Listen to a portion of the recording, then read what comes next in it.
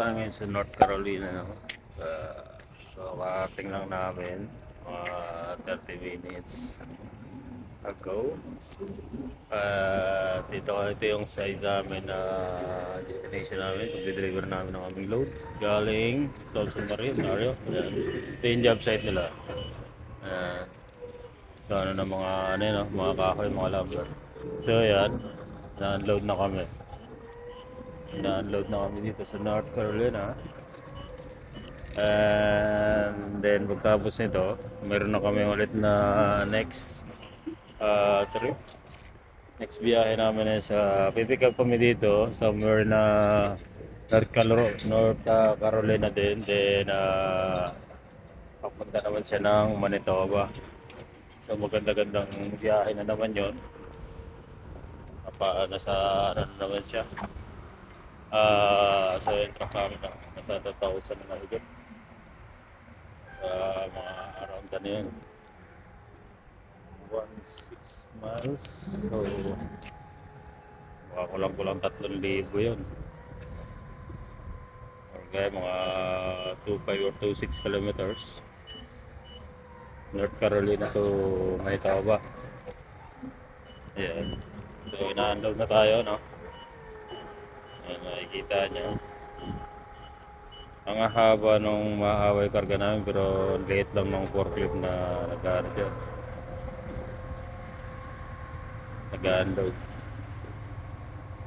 So dito tayo ngayon, no? Sa Star, North Carolina.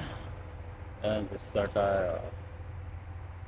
So halos tabi lang din siya ng ano. Ayan, nakikita nyo yun dyan. Puro puno, ano. Tapos yun dyan sa labas is ano na yan, interstate or expressway na. So sa gilid lang siya ng expressway. Makikita nyo yung mga ano dito, yung mga gawaan dito, ano. Ayan.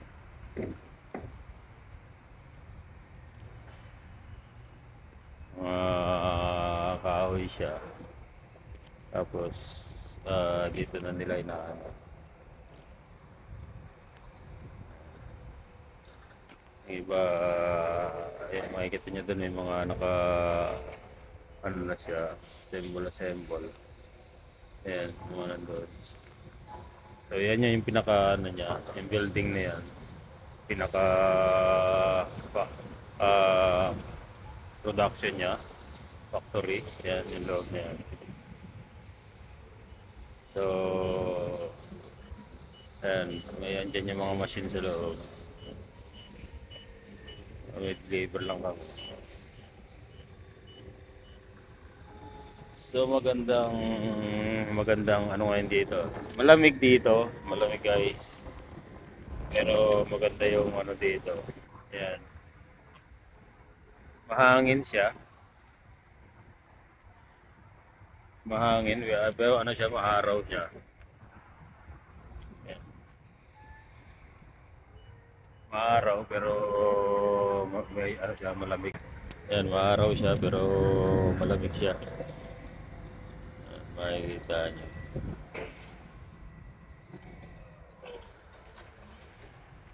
Malamig ang simoy ng hangin. Makikita nyo yung mga puno.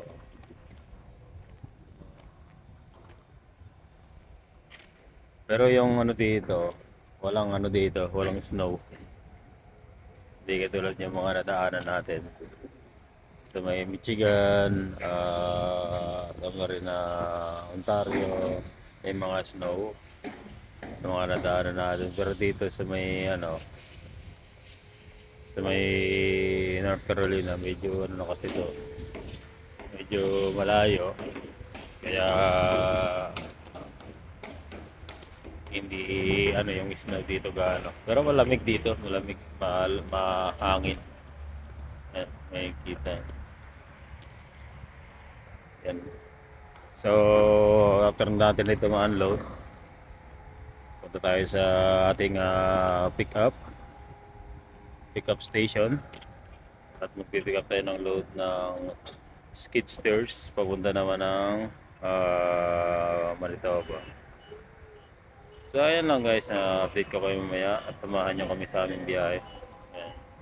Nag-ano na si ano yan, truck namin. At si Pinoy nag-ano na, papa-condition na.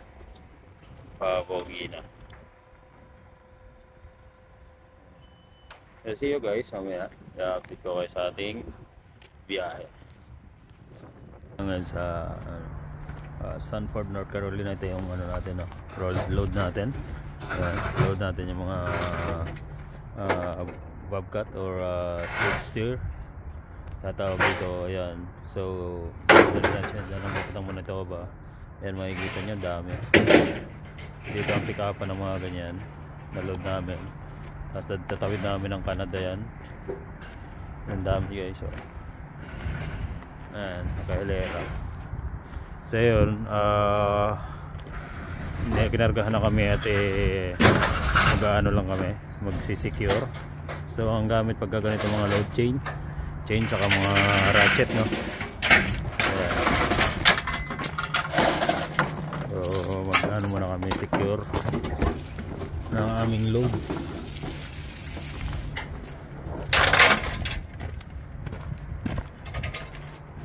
At dadalhin namin ang pagkatapos namin mag-secure, tatakbo kami ng nasa kulang 2,600 kilometers patawid ng border, then papunta ng Canada. So abuti kami ng 2,800 galing dito ng Canada patawid ng Manitoba.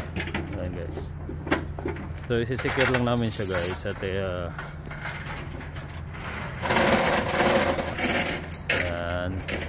so ang dami dito ng yung Sanford na to,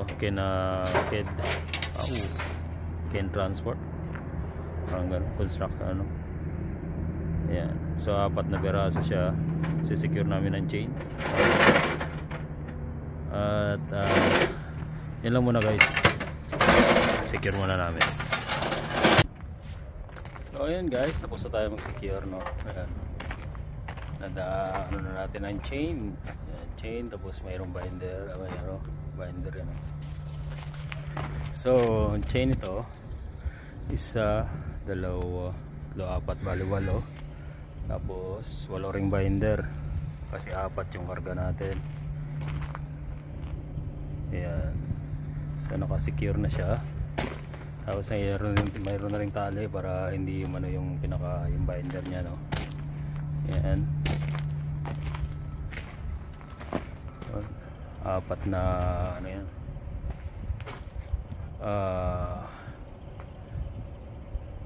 tawag dyan sa skater.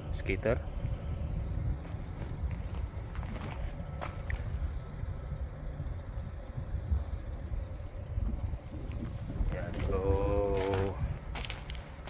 okay na siya, nakasecure na siya. Kabiyahe na siya ng pangmalayuan, pang long distance, kasi tatawid natin siya ng Canada. So from dito sa South Carolina at itatawid natin siya ng Canada sa may Manitoba, no?